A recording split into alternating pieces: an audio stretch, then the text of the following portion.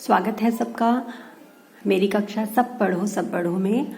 और आज की कक्षा में मैं अपने बच्चों के लिए लाई हूँ एक स्वरचित कविता। यह कविता मैंने ही लिखी है और यह कविता मैं आज आपसे शेयर करना चाहती हूँ ताकि आप मेरी कविता को सुन सकें और कैसी लगी यह भी मुझे बता सकें। तो कविता है बीते दिनों का इंतज़ार। बीते दिनों का इंतज़ार मतलब यह कविता मैंने तब लिखी थी जब लॉकडाउन को 2-3 महीने हो गए थे और मैंने ये कविता लिखी थी। शुरू की ही बात है, तो सुनिए। बीते दिनों का इंतज़ार, न जाने कब मजाक लगने वाली खबर सच हो गई। औरों के देश में फैली महामारी हमारे देश में भी फैल गई। शुरू हुआ लॉकडाउन, सबको लगा कि ईश्वर से बच्चों की दुआ कबूल हो गई। सबको लगा कि जीवन में आराम करने का मौका जिंदगी दे गई।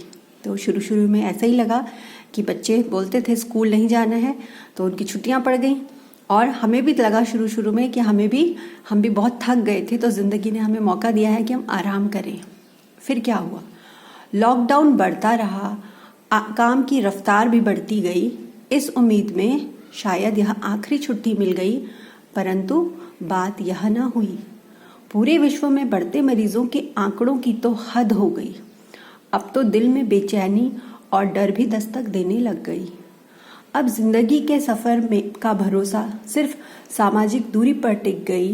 पूरी दुनिया में दुख से परहेज कर हर जिंदगी जीने में लग गई। आज हर सच्चे इंसान को भविष्य की चिंता छोड़ वर्तमान की चिंता हो गई।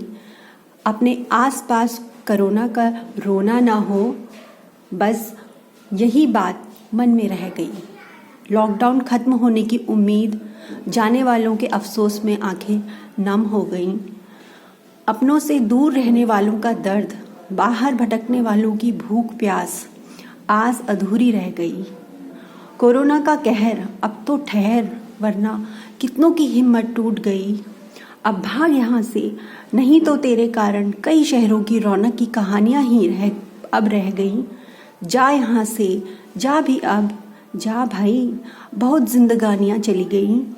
कब वो दिन वापस आएंगे जिनकी यादों में मैं अभी अभी खो गई। तो यह मेरी कविता थी और यह कविता मैंने कोरोना की स्थिति पे ही लिखी है और बहुत दिल से लिखी है। तो आशा है आपको अच्छी लगेगी और बच्चों से भी मैं उम्मीद करती हूँ कि वह अपना लेखन कौशल ज़रूर करें, दिखाएं।